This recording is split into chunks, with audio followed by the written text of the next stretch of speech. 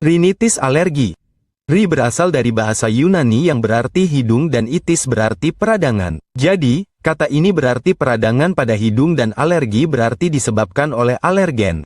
Alergen adalah segala sesuatu yang tidak berbahaya atau netral yang dapat terhirup melalui hidung dan memicu reaksi imun yang berlebihan. Contoh umum alergen meliputi serbuk sari dan debu. Begitu masuk ke dalam hidung, alergen akan bertemu dengan sistem imun, khususnya sel-sel massa yang melekat pada antibodi IgG. Alergen akan berikatan dengan antibodi yang kemudian akan mengaktifkan dan memberitahu sel-sel massa. Pada orang normal, reaksinya minimal. Namun, pada mereka yang menderita rinitis alergi, sel ini bereaksi berlebihan.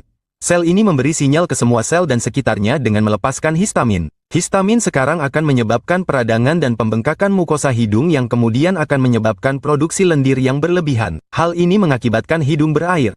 Produksi lendir yang berlebihan ini akan menghalangi dua struktur yang sangat penting yang membuka hidung. 1. Saluran nasolakrimalis. Tujuan saluran ini adalah untuk mengalirkan air mata dari mata ke hidung. Namun, begitu tersumbat oleh produksi lendir yang berlebihan oleh rinitis alergi, Anda akan mulai mengalami mata berair. Kedua, tuba eustachius.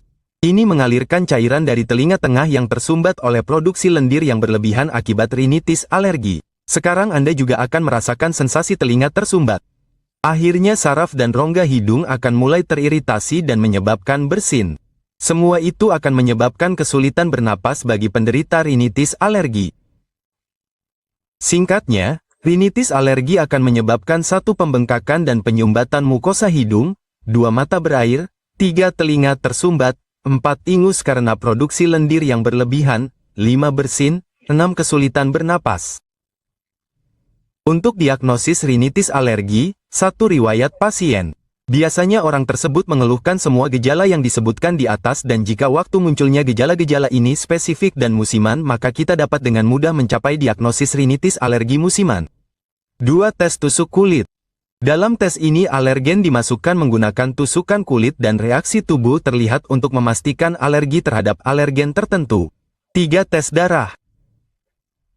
Jumlah eosinofil darah total seperti halnya IgG serum total dan jumlah eosinofil yang meningkat mendukung diagnosis rinitis alergi. B. Total serum.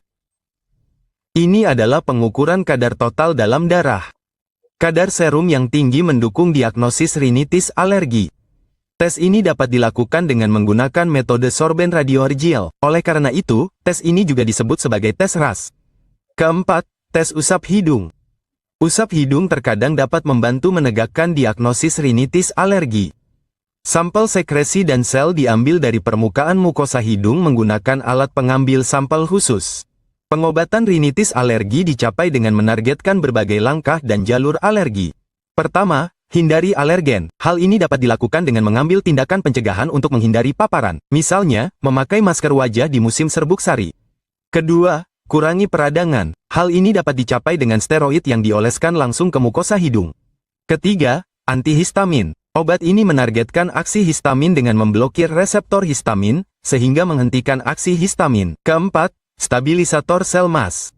Stabilisator sel mas adalah obat umum yang digunakan untuk mencegah atau mengendalikan gangguan alergi tertentu. Obat ini memblokir saluran kalsium yang penting untuk degranulasi sel mas, menstabilkan sel dan dengan demikian mencegah pelepasan histamin. Kelima, imunoterapi. Ketika Anda mendapatkan imunoterapi dalam bentuk suntikan alergi, dokter spesialis alergi Anda akan menyuntikkan zat yang membuat Anda alergi, alergen, ke dalam kulit Anda dalam dosis kecil.